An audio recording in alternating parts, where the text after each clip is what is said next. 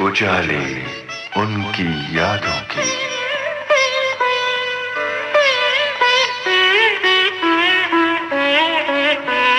उजाले उनकी यादों की।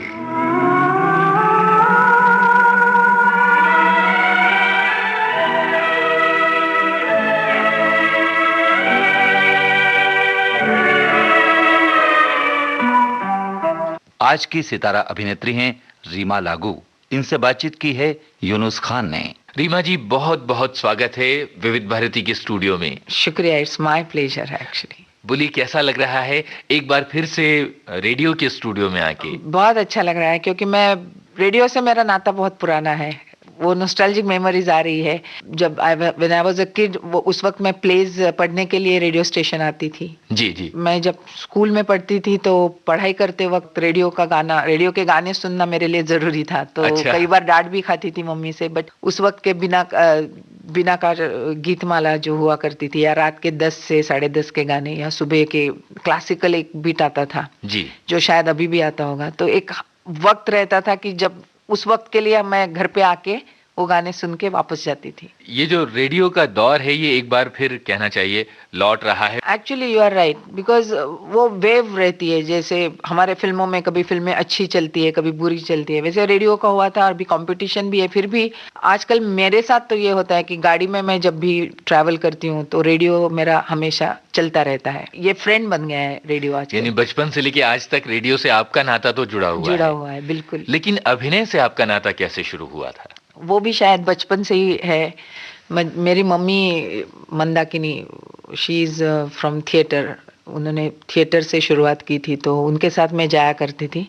तो आई थिंक वहां से मैंने पिकअप किया होगा और आई स्टार्टेड डूइंग प्लेज। घर से आपको एक तरह से रंगमंच के संस्कार मिले थे? हाँ जी, एक्चुअली रंगमंच के संस्कार ही मुझे ज्यादा मिले हैं। फिल्में तो मैंने बहुत लेट करना शुरू किया। बचपन से क्या आपने ये तय कर लिया था कि आपको अभिनय ही करना है? जी बिल्कुल नहीं, मैंने कभी सोचा भी नहीं था, मगर मैं करती थी, काम करती थी, अच्छा लगता था। और आई थिंक मैट्रिक तक मेरा एक गैप रहा, क्योंकि मैं हॉस्टल में पढ़ती थी। उसके बाद जब मैं मैट्रिक के बाद जब बॉम्बे आई, तब से फिर से ये सिलसिला शुरू हुआ। कैसे वो दिन थे और किस तरह से तैयारी करना, रिहर्सल्स और वो सारा माहौल कैसा था? Actually it's very mesmerising, you know. Actually मुझे आज भी प्ले ओपन होने तक का जो एक समय रहता है, यानी रिहर्सल से 1 महीना 1.5 महीना जितना भी, वो मेरे लिए ज्यादा मायने रखता है। इसलिए कि उसमें आप बनते हैं, ग्रो करते हैं एज एन आर्टिस्ट, और लेट तक रिहर्सल करते रहो, मजा आता है। फिर खाने पीने की कोई सुध नहीं, और वो हाँ, एक वो अजीब सी फीलिंग होती है शो पहला ओपन होने तक, यानी पहली एंट्री लेने तक पेट में बटरफ्लाइज रहते हैं। But it's a wonderful period for me. नींद गायब हो जाती है, भूख नहीं लगती, बट यू एंजॉय दैट। इंसान सुखी हो जाता है इन अ वे। अच्छा, ये फोकस पूरा थिएटर प्ले पे रहता है। जी, ये बताएं कि आपका पहला यादगार नाटक कौन सा था? ऐसे प्लेज मैंने काफी किए हैं, बट सक्सेस के तौर पे जिसको कह सके, या लोगों की तरफ से जो मुझे एक्सेप्टेंस हुई, वो था पुरुष करके। जयवंत दलवी जी का प्ले था, जो विजय मेहता जी ने डायरेक्ट किया था। बाद में उन्होंने दोबारा वो हिंदी में हुआ, मगर that was my turning point, I can say. लोग पुरुष नाटक में आपके अभिनय को आज तक याद करते हैं। Thanks a lot. आपसे इस मुलाकात के लिए जब मैं रिसर्च कर रहा था तो मुझे इंटरनेट पर कुछ ऐसी चीजें देखने को मिली जिसमें अच्छी या बुरी, बहुत सारे लोगों ने पुरुष में आपके अभिनय की तारीफ की थी। खासतौर पर टीनू आनंद साहब ने बहुत सारी बातें कही। Oh, I am so thankful to him, he is such a fine actor. नहीं, बट आप जो कह रहे हैं, बिकॉज बीच में मैं 2 साल पहले अमेरिका गई थी प्लेज लेके, तो वहाँ जितनी भी सारी ऑडियंस प्ले देखने आई थी, उन्होंने ये जिक्र किया था पुरुष का। तो मुझे बहुत अच्छा लगा कि इतने सालों के बाद भी प्लेज नहीं भूले, यू नो। फिल्में तो याद में रहती हैं लोगों के, बट प्ले का याद रहना और वो मुझे बताना, मेरे लिए it was like a award for me. कितने बरस हो गए होंगे पुरुष नाटक किए हुए? 79-80 के दरमियान का प्ले होगा वो। लगभग 24-25 साल हो गए। 25 साल हुए। क्या बात है, इतने वर्षों बाद अगर नाटक याद रहे है तो ये इसीलिए कहा कि वो मेरे लिए सबसे बड़ा अवार्ड है। चलिए इसी नोट पर एक गीत सुन लिया जाए जी। पुरुष नाटक यादगार था, आज भी लोगों को याद है, तो एक ऐसा गीत सुन लेते हैं जो लोगों के मन में बसा हुआ है। कोई गीत आपके दिमाग में आ रहा है रीमा जी इस वक्त? इस वक्त तो मैंने प्यार किया का टाइटल सॉन्ग मुझे बहुत अच्छा लगता है।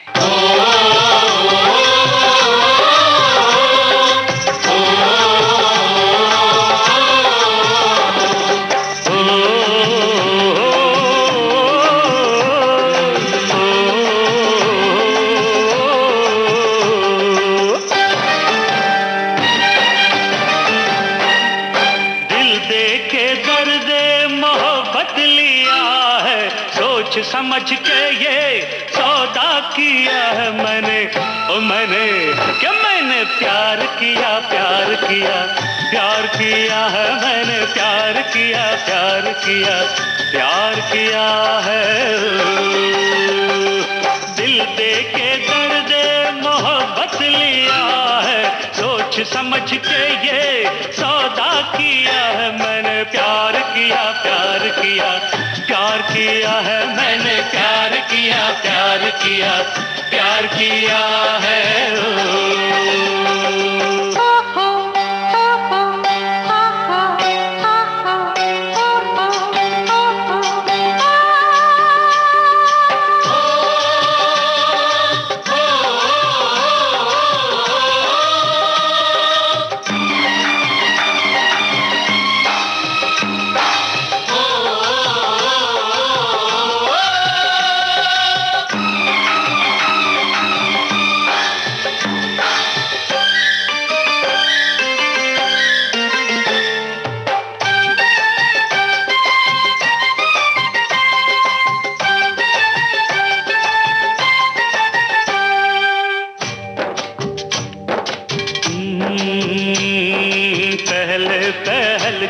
उसे मैंने देखा वो बन गई मेरी किस्मत की रेखा। खबर क्या थी ये बात इतनी बढ़ेगी, मोहब्बत में मेहनत भी करनी पड़ेगी। दिल वाले मेहनत से डरते नहीं है, डरते हैं वो प्यार करते नहीं है। मैंने कि मैंने प्यार किया प्यार किया प्यार किया है मैंने, प्यार किया प्यार किया प्यार किया है।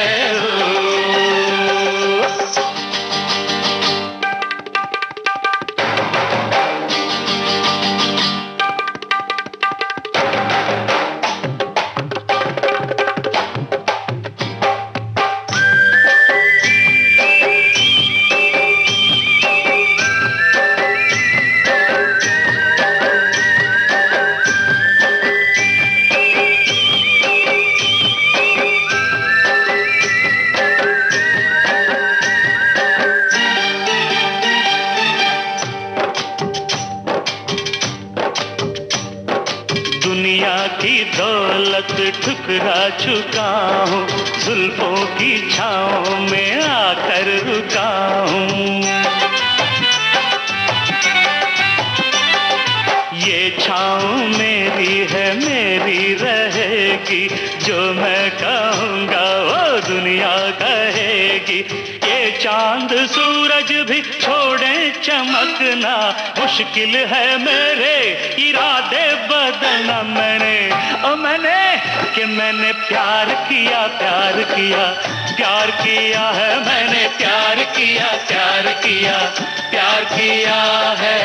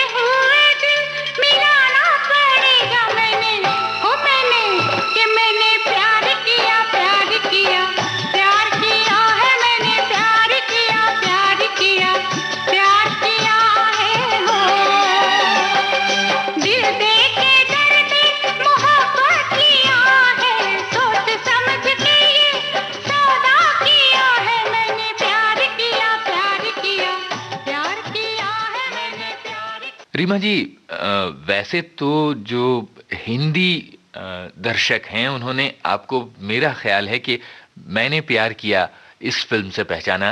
राजश्री की ये फिल्म थी सन 1989 में, जहां तक मुझे याद आता है ये फिल्म आई थी। लेकिन आपकी सिनेमा में एंट्री इससे पहले हो गई थी, जहां तक मेरी जानकारी, इससे 9 बरस पहले, शायद 1980 में आपकी पहली फिल्म आई थी आक्रोश, अगर मैं सही हूं तो। जी, मुझे हंसी इसलिए आई, उसमें मैंने लावनी डांस किया था। अच्छा। तो इसलिए मुझे हंसी आई। रोल नहीं था मेरा कुछ, बट एक डांस था। लावनी मुझे, चूंकि मैं महाराष्ट्र से हूँ, बम्बई से हूँ, तो Lavani is in my blood, you know, like मुझे लावनी से बहुत लगाव था। ये डांस इस तरह का मुझे बचपन से मैं देखती आ रही थी, और मेरा ड्रीम था जो उस फिल्म में पूरा हुआ, यू नो। जी, या यू आर राइट कि उस फिल्म में मैंने वो किया था। वो लगातार दोनों फिल्म मेरे ख्याल से, कलयुग भी आई थी उसी वक्त एंड आक्रोश भी आई थी। उसके बाद again there was a big gap. लेकिन उस दौर में आपकी कुछ मराठी फिल्में आती रही थी। हाँ, सिंहासन आई थी, और 2-3 माझ्याघर माझा संसार। हाँ, माझ्याघर माझा संसार, फिर अंतरपाट आई, ननंद भाऊजे आई थी, कह सकते तो आपकी मराठी सिने यात्रा कहाँ से शुरू हुई थी? आई थिंक ये, वैसे बचपन में as a child artist I have done lot of films. तू सुखी रहा है, काफी फिल्में की थी मैंने। बट सिंहासन, फिर ये ननंद जो अभी मैंने बताई, वही फिल्म में मेरी शुरुआत हुई थी। कुछ कुल मिला के 7-8 फिल्में की होगी मैंने मराठी में जी, एज अ लीडिंग लेडी। उसके बाद फिर गैप आया, एंड देन ये गैप क्यों आया था रीमा जी? मतलब इतने I was not very keen basically. मुझे कोई वो ये नहीं था कि मुझे फिल्मों में करना है काम। कोई सामने से पूछता था तो हाँ बोल देती थी, डेटे या कुछ, सब तय बराबर हो रहा है, तो I was not very focused on doing career in films. और रंगमंच तो आपका चल ही रहा था। हाँ, वो तो मैंने प्यार किया तक चल रहा था। अच्छा, ये कहानी क्या है कि मैंने प्यार किया में आपका चुनाव किस तरह से हुआ? क्योंकि ये फिल्म एक धमाके की तरह आई थी और सब इसको देखकर चकित रह गए थे। एक नए तरह का दौर, एक नई फिल्म हिस्ट्री शुरू होती है आधुनिक भारतीय सिनेमा की। एक्चुअली मुझे राजश्री की ऑफिस से गुप्ता जी करके उनका फोन आया था। उन्होंने शायद मेरा पृथ्वी थिएटर में, उस वक्त मैं प्लेस करती थी, हिंदी प्लेस करती थी, तो शायद उन्होंने वो प्ले मेरा देखा होगा जी, और उन्होंने बुलाया मुझे ऑफिस में। तो मैं वहां गई, तो Suraj ji narrated me the entire thing. तो मुझे पता नहीं, वो उनका प्रेजेंटेशन बहुत प्यारा लगा, the way he was narrating me the story. मैंने खाली सब सुनने के बाद इतना ही पूछा कि जो आप मुझे बता रहे वैसे ही आप शूट करेंगे? बोले आप ऐसा क्यों पूछ रहे? मैंने कहा नहीं, कई बार ऐसा होता है, बताया कुछ जाता है, दिखाया कुछ और जाता है। तो बोले नहीं, मैं ऐसे ही दिखाऊंगा। I like the freshness of the entire concept, you know. तो मैंने कहा नहीं, ये कर लेती हूँ मैं, and luckily it got super hit. उस वक्त आपको लगा था कि कोई एक इतिहास बनने जा रहा है? नहीं, ये फिल्म हमें किसी को पता नहीं था, because all of us we were doing it sincerely. एक जरूर था, जो सेट पे माहौल था वो बहुत अच्छा था, बिकॉज सब नए थे हम लोग, एक दूसरे के साथ इंटरेक्शन पहली बार हो रही थी, तो वो एक फ्रेशनेस अपने आप माहौल में थी। And Rajshri people, they are really very nice people. ऐसा लग रहा था कि कोई घर का फेस्टिवल चल रहा है, यू नो जी। तो इस तरीके की ट्रीटमेंट आज तक उनकी वैसी ही है। तो ऐसे लोगों के साथ काम करते वक्त भी मजा आता है। और जब ये फिल्म रिलीज हुई और उसके बाद जब तारीफें आनी शुरू हो गईं, तो जाहिर है कि आपके पास इस तरह की भूमिकाओं का भी अंबार लग गया होगा। बहुत, everybody wanted to do same thing. मेरे ख्याल से सिनेमा में पहली बार आपने माँ की भूमिका की होगी जी, और उसके बाद फिर एक तरह से वो फंस गई मैं। आइए इसी फिल्म का एक और गीत सुन लिया जाए। जी बिल्कुल।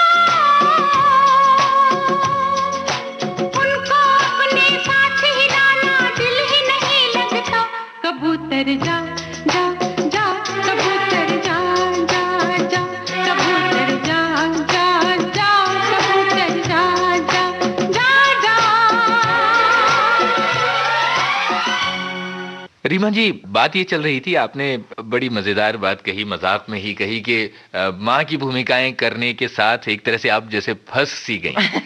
कभी कभी लगता है क्या सचमुच आपको कि आपको सीमित कर दिया गया है? या मुझे क्यों, ऐसे सारे आर्टिस्ट है अपने यहाँ पे कि कई बार ऐसा लगता है, but then it's the part and parcel of your profession, you can't help it, because हर वक्त आपको कोई चैलेंजिंग रोल नहीं मिलने वाला। आप 10 फिल्में ऐसी करो तो एक आध फिल्म वास्तव जैसी निकल आती है, या नाजायज जैसी आती है, या आशिकी जैसी आती है जी। तो you have to keep doing. मगर कभी कभी फ्रस्ट्रेशन या कभी कभी थोड़ी सी मायूसी तो जरूर आती है, क्लॉस्ट्रोफोबिक फीलिंग जरूर आती है, but then I keep myself balance while doing theatre. एक हाथ बीच में अच्छी सी सीरियल कर ली जी, तो मैं अपने आप को बैलेंस रखती हूँ। एनर्जी सभी जगह बराबर। हाँ, तो एक मोनोटोनी ब्रेक करने के लिए I try out this way. क्या आप याद करके बता सकती हैं कि फिल्मी दुनिया के किन जाने माने हीरोज की आप स्क्रीन पर मदर बन चुकी हैं?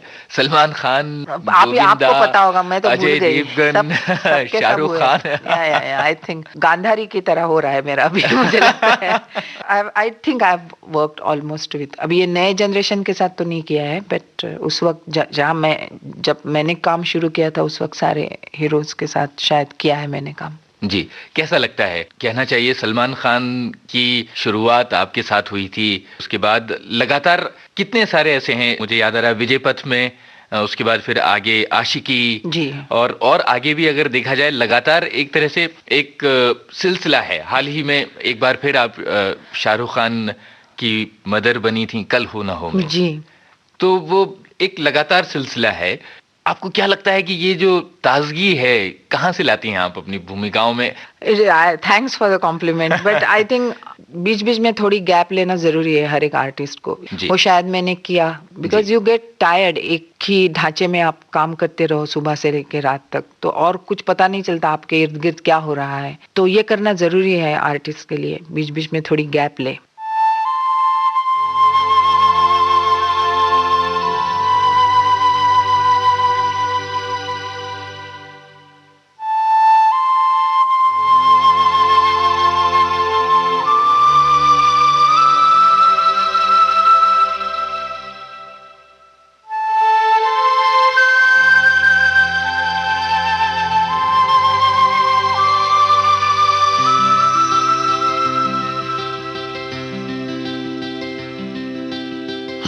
घड़ी बदल रही है रूप जिंदगी, छाँव है कभी कभी है धूप जिंदगी, हर पल यहाँ जी भर जियो, जो है समा कल हो न हो। हर घड़ी बदल रही है रूप जिंदगी, छाँव है कभी कभी है धूप जिंदगी, हर पल यहाँ जी भर जियो, जो है समा कल हो न हो।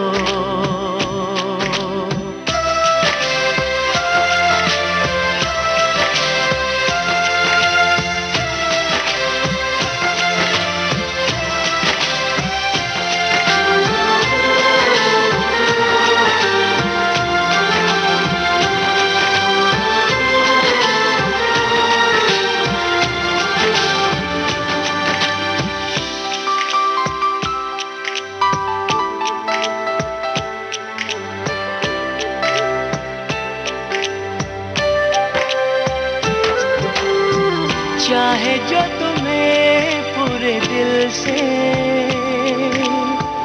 मिलता है वो मुश्किल से, ऐसा जो कोई कहीं है बस वही सबसे हंसी है, उस हाथ को तुम थाम लो, वो मेहरबान कल हो न हो। हर पल यहाँ जी भर जियो, जो है समा कल हो न हो।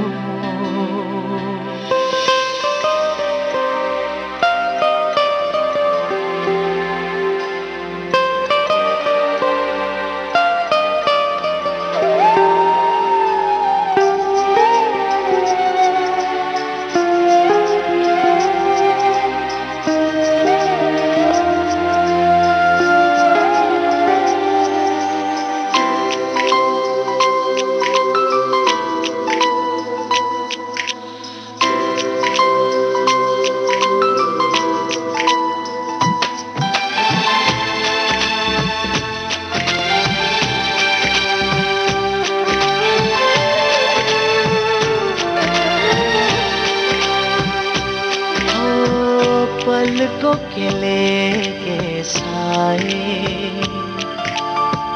पास कोई जो आए, लाख संभालो पागल दिल को, दिल धड़के ही जाए।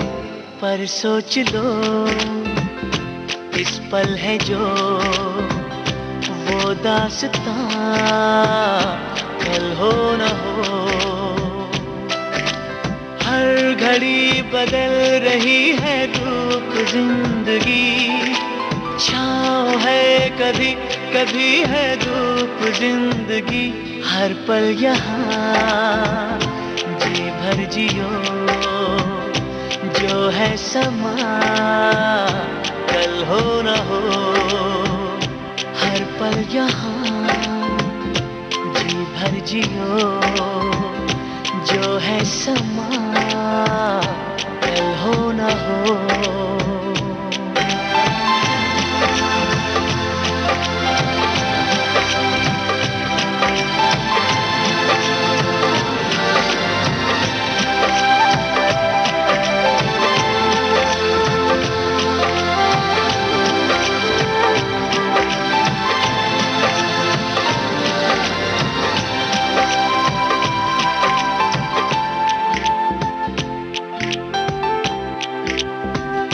जो है समा कल हो ना हो। अभिनय को लेकर बहुत अजीज लोगों की क्या प्रतिक्रियाएं रहती हैं? They like me in this kind of roles. हालांकि जब मैं नेगेटिव, मैंने बीच में एक मराठी फिल्म की थी जिसमें नेगेटिव रोल था जी, तो दे रिएक्टेड वेरी स्ट्रांगली कि ऐसी फिल्में नहीं करनी चाहिए, ऐसे रोल्स नहीं करने चाहिए। यानी कि एक इमेज का कितना असर हो जाता है लोगों के साइक पे जी। तो दे फॉरगेट कि after all basically I am an artist, तो I should try every type of role. But वो नहीं, एक बार दिमाग में पॉजिटिव इमेज बैठ गई तो they don't like playing that artist some other roles, you know. जी, आप ये बताएं कि रंगमंच पर एक अलग तरह का माहौल, एक अलग तरह की कहानियां, अलग तरह की भूमिकाएं होती हैं। कुल मिलाकर चुनौतियां शायद रंगमंच में आपको ज्यादा लगती हो सिनेमा की बजाय। क्या महसूस करती हैं आप? नहीं, सिनेमा और चुनौती ऐसे नहीं, बट वो क्या होता है कि फर्क एक लाइव और रिकॉर्डिंग, जैसे फिल्म एक बन चुकी होती है, एक बार आपने या आपके डायरेक्टर ने एक तय कर लिया कि ये शॉट आपका ओके है तो वो प्रिंट हो जाता है जी। उसके बाद आप कितना भी चाहे कुछ नहीं कर सकते। दिमाग में होता होगा कि नहीं अभी और इस तरीके से मुझे करना चाहिए था, वो वहीं पे खत्म हो जाती है कहानी। Whereas in theatre you can experiment with yourself. जी, रोज का शो अलग रहता है, रोज की ऑडियंस अलग रहती है। आज आपने कुछ अलग रात को किया, ऑफ कोर्स वो एक दायरा वही रहना चाहिए, यानी को आर्टिस्ट को तकलीफ नहीं होनी चाहिए इसमें एक्सपेरिमेंट करते रहो तो, बट एक दायरे तक सीमित रहे तो you can experiment with yourself. That is the freshness of theatre कि यू कैन दैट वो प्रयोग जिसे सही माने में मुझे उसका शब्द जो अर्थ है ना वो यूज होता है कि नाट्य प्रयोग जी। तो नाट्य प्रयोग हर वक्त you can change, you can experiment, you can grow with your role. प्रतिभा का सही इस्तेमाल हो सकता है because every day there is a new show. किस तरह की कहानी है और कहाँ कहाँ आप शोज कर चुकी हैं?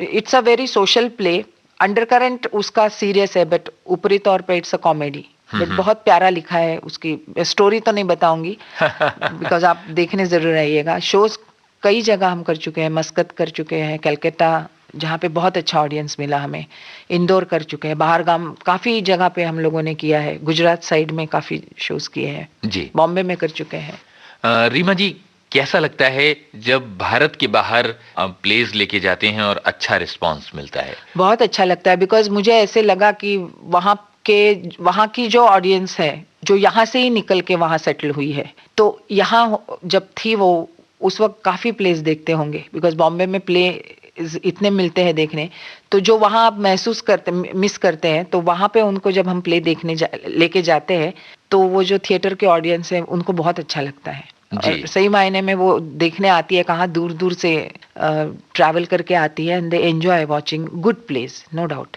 और आपको ये जानकर भी बड़ी हैरत होगी कि हमारा जो विविध भारती का प्रसारण है जी। वो भी पूरे साउथ ईस्ट एशिया में बड़ी दूर दूर तक सुनाई देता जी। है, और लोगों की जो टेलीफोन कॉल्स हैं वो इस बात जी, की गवाही very देते good। हैं। तो चलिए फिर आगे बढ़ने से पहले एक गीत हो जाए। जी बिल्कुल, मुझे वो देवदास का गाना अच्छा लगता है, दोनों का जो है ना एंड डोला रे। डोला रे। हे डोला रे डोला रे डोला रे डोला,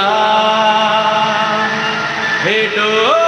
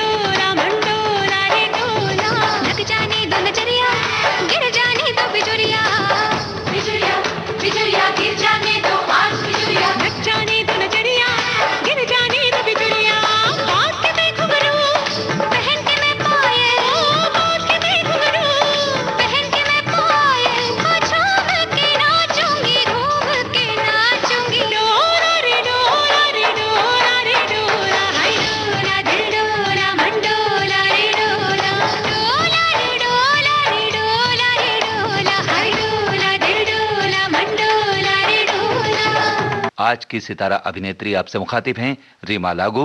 इनसे बातचीत कर रहे हैं यूनुस खान। रीमा जी, अभी बात चल रही थी कि कॉमेडी है आपके नाटक में जिसका नाम है हम भी कुछ कम नहीं। जी।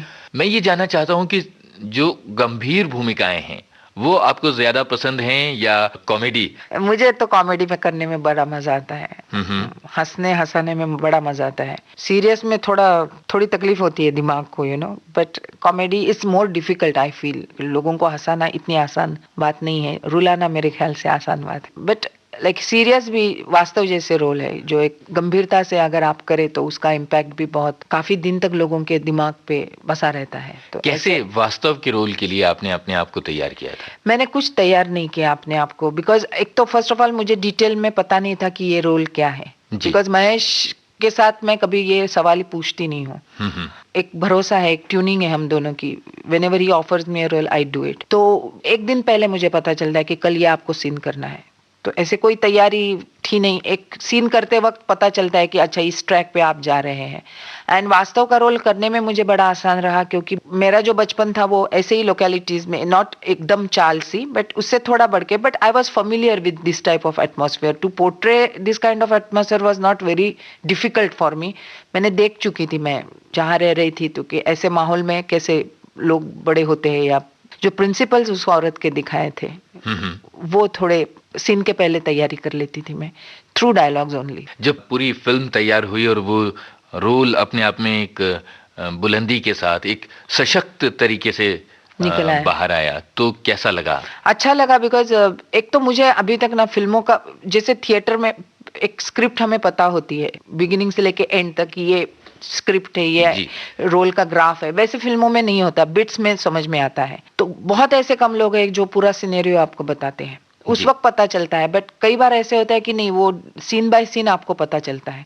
Then we take the precaution की पूछ लेते हैं कि इसके पहले क्या हुआ है, आगे क्या ग्राफ बनने वाला है, तो जब मैंने वो सीन किया, उसके बाद वो जब जुड़ के मेरे सामने खड़ा हुआ कैरेक्टर, तो मैं ताज्जुब में रह गई कि ओ व्हाट अ सशक्त कैरेक्टर मिला है मुझे। काफी लोगों ने मुझे ये सवाल पूछा कि आपको अच्छा लगा कि आपने अपने बेटे को मारा। जब आपको अच्छा लगा अपने बेटे को, मतलब दे भूल गए कि ये मतलब फिल्म अभिनेत्री का एक तरफ हो गई हाँ। और कैरेक्टर तो आगे आ गया। कई लोगों को ऐसा कि नहीं नहीं, माँ है, मार कैसे सकती है, जी। तो वो अच्छा, एक तरीके से मुझे अच्छा लगा कि दे हैड फॉरगॉटन कि इट्स अ फिल्म का रोल। अच्छी रिएक्शंस जब मिलती हैं ऐसे कठिन चुनौतीपूर्ण रोल्स के लिए, तो रीमा जी को भीतर से कैसा लगता है? आई don't no, it's a mixed feeling. कई बार अच्छा लगता है, कई बार मुझे लगता है कि नहीं, इतना नहीं अच्छा हुआ है जितना मुझे सामने से मिल रहा है। जी। तो देन आई गो ब्लैंक, मैं कॉन्शियस हो जाती हूँ, मैं चुप हो जाती हूँ, because I don't know what to react and what to say. कई बार कॉम्प्लीमेंट्स लेना ग्रेसफुली भी एक अपने आप में कला होती है, रीमा जी, अब जो हमारी बातचीत है उसे मैं आपके एक बहुत ही महत्वपूर्ण सीरियल की तरफ मोड़ने जा रहा हूँ, तू तू मैं के बारे में। हमें ये बताइए कि ये सिलसिला जो है तू तू मैं का, ये जी। कैसे शुरू हुआ था? सचिन जी ने क्या कहा था? किस तरह से आपको ये रोल ऑफर किया था? Actually Sachin and me, we are very close friends from our childhood. दोनों ने 2-3 फिल्में साथ में की थी जब बहुत छोटे थे। फिर सचिन की मैंने मराठी फिल्में काफी देखी थी जिसमें मैंने कभी काम नहीं किया था, तो कभी जी। ऐसे मिलते थे तो I used to tell, and मुझे हमेशा लगता था कि सचिन का कॉमेडी सेंस बहुत जबरदस्त है। The kind of comedy I like, वो दोनों का ओपिनियन या तरीका एक जैसा है। जी। तो कभी एक दूसरे से मिलते थे तो बोलते थे कि yes I want to do comedy with you. By the time उसका ये प्रोजेक्ट बना होगा एंड ही आस्क मी कि ऐसा ऐसा मैं करना चाह रहा हूँ, तो करेंगे क्या? तो मुझे अच्छा लगा ये concept, because it's such a universal relation ना, सास बहू, जिसमें काफी अंडर करंट्स आते हैं, जी। तो मैंने कहा अच्छा है। एंड दोनों का हमारा एक ये हुआ कि कॉमेडी, उसका ऊपरी तौर कॉमेडी रखेंगे। अगर मेलोड्रामा या सीरियसनेस करेंगे तो इतनी देर तक नहीं जा पाएंगे हम लोग। जी। जी। और उसका एक मैसेज होना चाहिए, it's should not be a totally entertainment. पहले पहले बहुत डर लग रहा था कि दो ही औरतें कॉमेडी कर रही है, दैट टू दे आर सास एंड बहू, तो एक यानी कॉमेडी पे भी एक रिस्ट्रिक्शन आता है। We can't go for under the belt comedy या उस किस्म की, क्योंकि फैमिली देखने वाली है, तो समझ में नहीं आता था। But and I think credit goes to the writer also, because औरतों की जुबान वाले डायलॉग लिखना, it's not a joke, but he was quite successful. And उन्होंने भी बहुत अच्छे अच्छे प्लॉट्स दिए, सचिन ने भी अच्छे प्लॉट्स दिए, और वो समाउ इट गॉट वर्कड आउट। हम दोनों आहिस्ता आहिस्ता उसमें जमने लगी। फिर हम दोनों की ट्यूनिंग भी अच्छी होने लगी। I knew what she wants to do, she knew what to do, I am going to do. पहली बार सास बहू की जो तनातनी को छोड़ के पहली बार ऐसा था कि नोक झोंक हो रही थी और वो स्क्रीन पर बड़ी पसंद की जा रही थी। बिकॉज बेसिकली वही अंडर करंट था कि they care for each other. At least ऐसा ड्रीम तो होना कोई गलत बात नहीं है कि they care for each other, they love each other. और फिर ह्यूमन जितनी भी क्वालिटीज है, जेलेसी है, गुस्सा है, वो तो आना जरूरी है। जी। तो शायद वही आइडेंटिफाई किया होगा काफी औरतों ने। हो सकता है कि भारत के बहुत सारे परिवारों की जो सासें और बहुएं हैं, उनके रिलेशंस आपस में आप लोगों ने सुधार दिए हों। ऐसा हुआ होगा तो रियली फिर बहुत बड़ी बात है ये अपने आप में। चलिए इसी बात पर एक गीत हो जाए। जी, आशिकी का कोई भी गीत, सारे गाने आपने तो अच्छे मेरे हैं। मुंह की बात छीन अरे ली। वाह, चलो।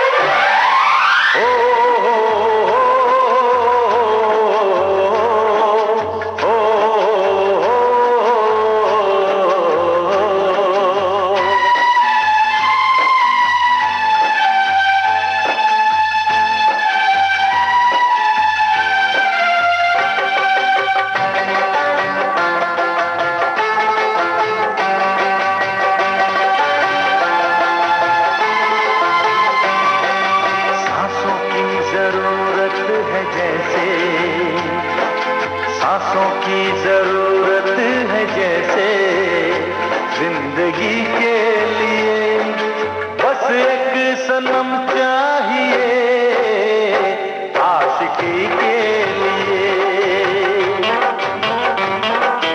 जाम की जरूरत है जैसे, जाम की जरूरत है जैसे बेखुदी के लिए। हाँ एक सनम चाहिए आशिकी के लिए, बस एक सनम चाहिए आशिकी के लिए।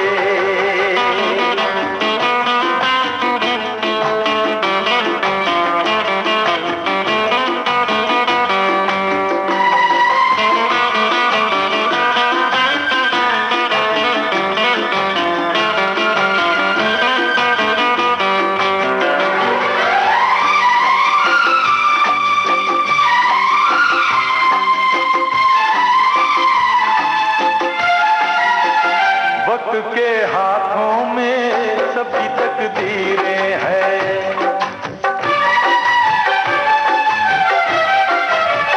वक्त के हाथों में सबकी तकदीरें हैं। आईना झूठा है, सच्ची तस्वीरें हैं। जहाँ दर्द है वहीं गीत है, जहाँ प्यास है वहीं नींद है। कोई ना जाने मगर जीने की यही रीत है। साज की जरूरत है जैसे, साज की जरूरत है जैसे मौसीकी के लिए। बस एक सनम चाहिए आशिकी के लिए। हाँ एक सनम चाहिए आशिकी के लिए।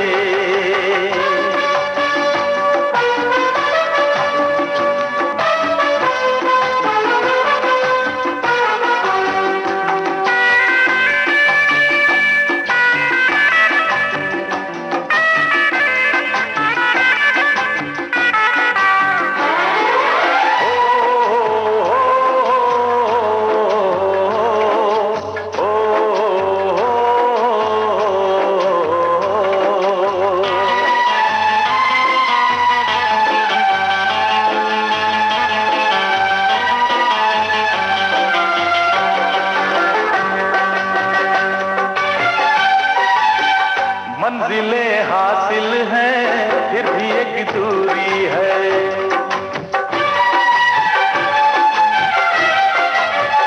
मंजिलें हासिल हैं फिर भी एक दूरी है। बिना हम राही के जिंदगी अधूरी है। मिलेगी कहीं कोई रह गुजर, तन्हा कटेगा कैसे ये सफर। मेरे सपने हो जहां ढूंढूं मैं ऐसी नजर। चांद की जरूरत है जैसे, चांद की जरूरत है जैसे चांदनी के लिए। बस एक सनम चाहिए आशिकी के लिए। सांसों की जरूरत है जैसे, सांसों की जरूरत है जैसे जिंदगी के लिए। बस एक सनम चाहिए आशिकी के लिए। बस एक सनम चाहिए आशिकी के लिए, आशिकी के लिए, आशिकी के लिए, आशिकी के लिए। रीमा जी, जब आप अभिनय नहीं कर रही होती हैं तब क्या करती हैं? ऐसा कुछ नहीं, then I watch the films I am crazy, like मैं सुबह दिन भर शूटिंग करूँ तो भी रात को अगर मुझे पता चला कोई अच्छी फिल्म है तो मैं फिल्म देखने बैठ जाती हूँ। थिएटर जाती हैं? थिएटर भी जाती, प्लेस देखती हूँ, मैं काफी प्लेस देखती हूँ, फेस्टिवल्स अटेंड करती हूँ। एज एन आर्टिस्ट मुझे हमेशा लगता है कि आपको पता होना चाहिए कि आपके इर्द गिर्द क्या हो रहा है, किस किस्म की फिल्में बन रही है, मेन स्ट्रीम से हटके जो एक सिनेमा है इंटरनेशनल लेवल पे, वहाँ कौन से सब्जेक्ट है, कौन से आर्टिस्ट है, टेक्निक क्या है, ये सब मुझे लगता है जान लेना जरूरी है। एंड आई एंजॉय, उस बहाने अलग लोगों से इंटरेक्शन होती है, पढ़ती रहती हूँ, I am quite fond of reading, और ट्रैवलिंग तो वैसे भी इस प्रोफेशन की वजह से होता ही रहता है, but otherwise I am at home. मुझे पार्टी वार्टी में मैं बहुत बोर हो जाता है जाने के लिए।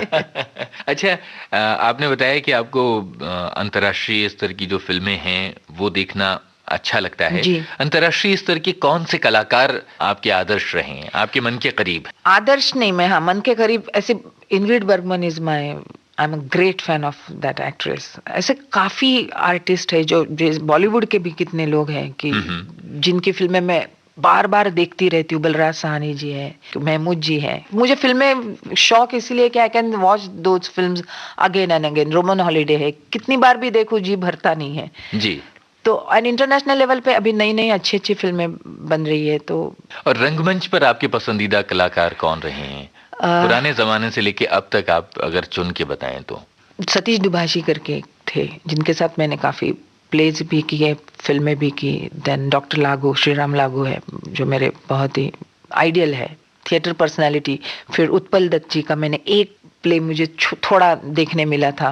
फिर शंभू मित्रा है बंगाली के, उनके प्लेज मैंने देखे हैं। सरिता जोशी है गुजराती रंगमंच की, जिनके मैं बहुत बड़ी फैन हूँ। मराठी के भक्ति बर्वे इनामदार जो अभी रही नहीं, but she was a very good artist. Reema ji, रंगमंच की जो परंपरा है वो भारत के छोटे छोटे शहरों से भी शुरू होती है और महानगरों में उसकी एक अलग धारा है। रंगमंच जीवित रहे और फलता फूलता रहे, इसके लिए क्या किया जा सकता है, क्या किया जाना चाहिए? मुझे लगता है जहाँ तक मराठी रंगमंच का ये है, तो मराठी रंगमंच के लिए कुछ करने की जरूरत नहीं है। वो अपने आप में एक बहुत बड़ा मूवमेंट चलता आ रहा है और चलता रहेगा।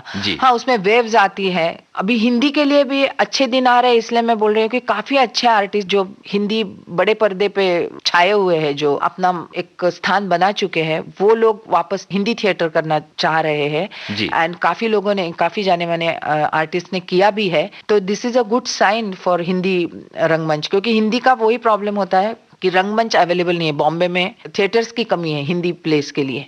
तो फिर भी अभी काफी नए नए थिएटर्स बन रहे हैं जिसमें हिंदी प्लेस आ रहे हैं और काफी आर्टिस्ट उसमें भाग ले रहे हैं। तो this is a good sign for Hindi. और अगेन गुजराती का भी, बंगाली का भी एक्सपेरिमेंटल प्लेस किए जा रहे हैं। कॉलेज में से आजकल मूवमेंट आ रही है। कॉलेज के कितने स्टूडेंट्स, उनके लिए भी कॉम्पिटिशन्स कितनी रहती है। तो everybody is doing some other thing in connected with theater। तो थिएटर की मूवमेंट बहुत अच्छे तरह से चल रही है। कुल मिलाकर भारतीय रंगमंच को कोई खतरा नहीं है। आई डोंट थिंक सो, और कभी होगा मुझे नहीं लगता। रीमा जी, आप किस तरह का संगीत पसंद करती हैं? मुझे क्लासिकल अच्छा लगता है और हिंदी फिल्मों का संगीत या मराठी गाने, बट वेस्टर्न का मुझे पता नहीं है, या शायद बचपन से कभी सुनने का मौका नहीं मिला, या कभी वो उस तरह का माहौल ही नहीं था उस वक्त। तो मम्मी और डैडी के साथ मैं कभी क्लासिकल गाने बहुत सुनती थी, कोई प्रोग्राम्स को जाती थी, तो क्लासिकल अच्छा लगता है। और लाइट आज भी शास्त्रीय संगीत की महफिलों में जा पाती हैं आप? कभी कभार, नॉट एवरी टाइम, बट कभी कभार अगर वक्त मिला तो मैं जाती हूँ। किशोरी आमोणकर जी का गाना मैंने सुना है।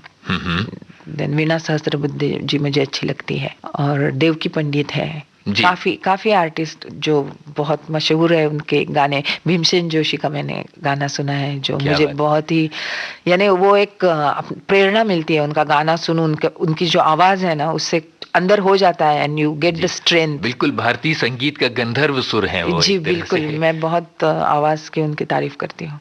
आइए एक गीत सुन लिया जाए। जी बिल्कुल। भीमसेन जी का एक अमोल जी की फिल्म थी अनकही, हाँ, उसमें एक बहुत ही प्यारा गाना है भीमसेन जी का। भीमसेन जी का एक भजन है उसमें। आइए सुना जाए। जी बिल्कुल।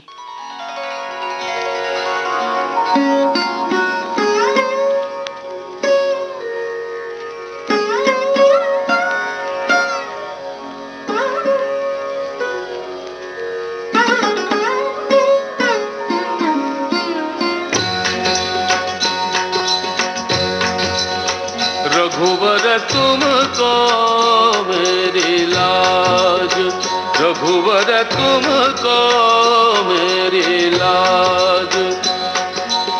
सदा सदा मैं शरण तिहारी, सदा सदा मैं शरण तिहारी। तुम हो गरीब निवाज रघुवर, तुम हो गरीब निवाज रघुवर तुमको मेरी लाज। रघुवर तुमको मेरी लाज।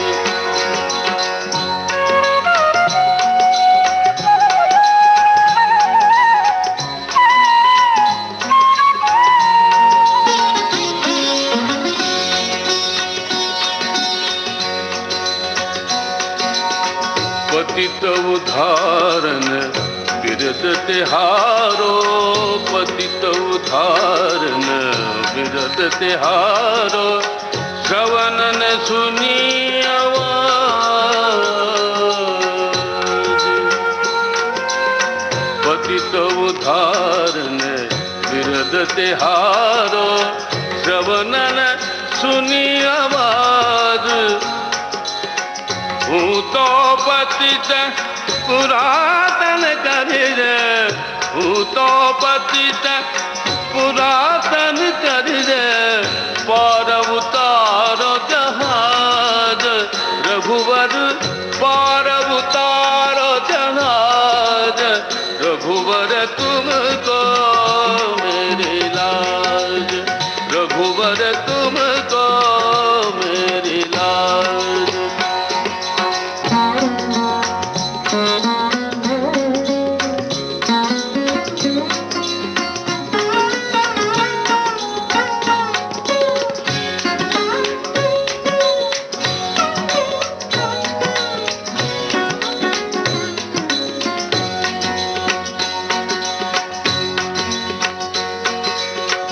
अघखंडन दुख भंजन जन के, अघखंडन दुख भंजन जन के।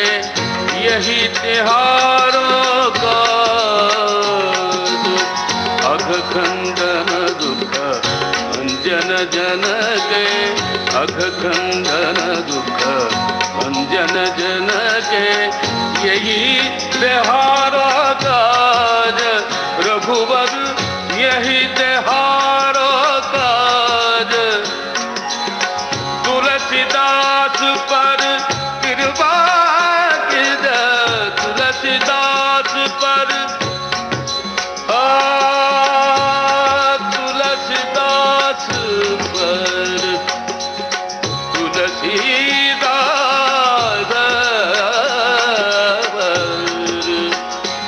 कृपा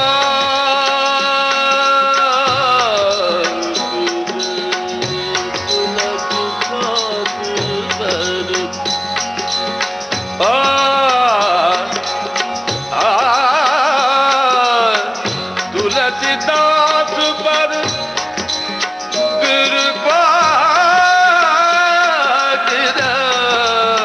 तुलसीदास पर, तुलसीदास पर कृपा भक्ति दान देहुराज रघुवर, भक्ति दान देहुराज रघुवर तुमको मेरी लाज। रघुवर तुमको मेरी लाज।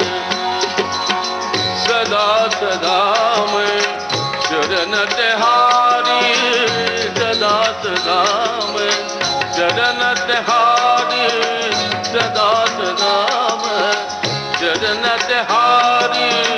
तुम हो गरीब निवाज रघुवर, तुम हो गरीब निवाज रघुवर तुमको मेरी लाज। रघुवर तुमको मेरी लाज।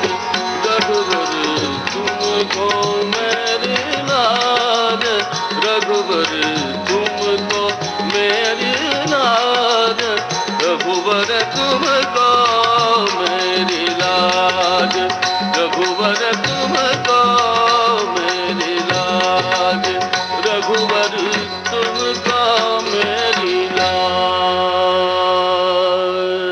आपने बताया था कि अपने घर में बंद रहना अच्छा लगता है। नहीं, बंद रहना नहीं, आई इनवाइट माई फ्रेंड्स, ऐसे कुछ नहीं, but I like to be at home ज्यादातर। किताबें किस तरह की पढ़ती हैं आप? ऑटोबायोग्राफीज आई लाइक, ज्यादातर मुझे अच्छा लगता है ऑटोबायोग्राफीज पढ़ना, या नॉवेल्स अच्छी लगती। कभी कुछ लिखने की तबीयत नहीं होती? लिखती हूँ कभी कभी, बट ऐसे कुछ कहने जैसा कुछ नहीं, या कुछ सीरियसली नहीं लिया है मैंने लिखना। अपने लिए लिखती हूँ, बंद करके रख देती हूँ। अच्छा, आपके पूरे फिल्मी करियर में आप अपनी कौन कौन सी भूमिकाओं को बड़ा यादगार मानती हैं, जो आपके अपने दिल के करीब है? आशिकी का एक सीन मुझे बहुत अच्छा लगा था, जहाँ पे प्रोग्रेसिवनेस की बात आती है औरत की, बिकॉज ज्यादातर के अपने यहाँ पे हिंदी फिल्मों के रोल्स एक ही ढांचे के रहते हैं, तो उसमें अलगपन बहुत कम जी जगह मिलता है। तो उसमें से इसलिए मुझे आशिकी का जो प्रोग्रेसिवनेस था उस औरत का दिखाया था, single lady who is working also, तो वो ग्राफ मुझे अच्छा लगा था। बाकी ऐसे नहीं कुछ मेरे दिमाग में आ रहा है जी। और एक Marathi film I can say आपली माणसं करके था, उसका रोल मुझे बहुत ही अच्छा लगा। किस तरह का रोल था? It was a very serious kind of role, but it was, I don't know, मुझे करते वक्त मैं अभी तक उसकी मेमोरीज मेरे दिमाग में है। रीमा जी, आपकी अभिनय यात्रा में आपके परिवार वालों का क्या योगदान रहा है? अच्छा रहा है, बिकॉज उनको पता चला होगा कि ये अगर घर में रहेगी तो ज्यादा परेशान करेगी, तो इससे अच्छा है जो कर रही है उसको करने दो। No, they are very supporting, like they understand the irregularities of this profession. मुझे कभी ऐसे महसूस नहीं होने दिया कि मैं क्या कर रही हूँ, गलत कर रही हूँ। वो बहुत जरूरी है, बिकॉज आपका वो दिमाग अगर सही हो, then only you can step out of the house and do so many things. तो उस तरीके से I have been very lucky to have this type of people around me. चलते चलते रीमा जी, आप कौन सा गीत सुनवाना चाहती हैं? माई नी माई। बिल्कुल, फिल्म का नाम है हम आपके हैं कौन। जी जी।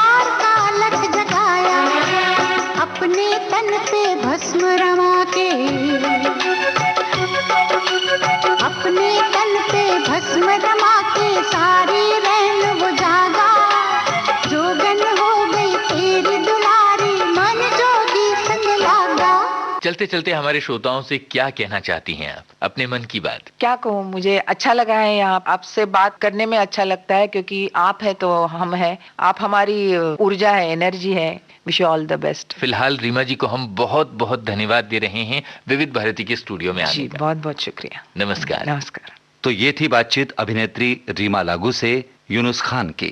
चलते चलते आपको बता दें कि आज के इस कार्यक्रम में प्रस्तुति सहयोग दिया दीपक कुलकर्णी ने, तकनीकी सहयोग रहा दिलीप कुलकर्णी का। आज के इस कार्यक्रम का संयोजन किया शकुंतला पंडित ने। प्रस्तुत किया इस कार्यक्रम को आपके लिए विविध भारती की ओर से राकेश जोशी ने। अब दीजिए इजाजत, नमस्कार। उजाले उनकी यादों के।